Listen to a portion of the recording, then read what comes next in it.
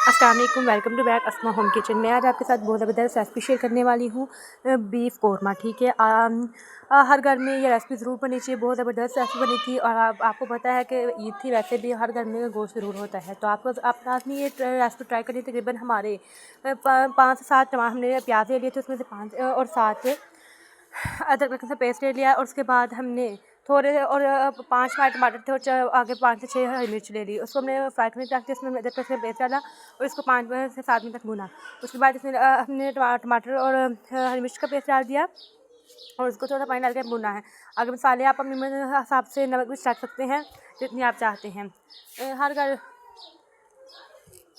ये देखिए, इसमें हमने आगे से पानी डाल दिया। हमारे तकरीबन 2.5 kg गोश्त है। जितना मर्जी आप बनाए, कुर्बानी का गोश्त तो हर घर में ज़रूर मौजूद होता है।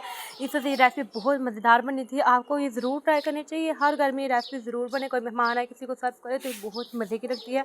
मैं वैसे ही तारीफ़ें नहीं कर रही हूँ, पर बहुत दिल से तारीफ़ कर रही हूँ क्योंकि ये हमारी फाइनल लुक थी। बहुत ज़बरदस्त रेसिपी बनी थी। हम ज़रूर ट्राई करेंगे। साथ में इसमें तंदूर की रोटियाँ आनी चाहिए और साथ में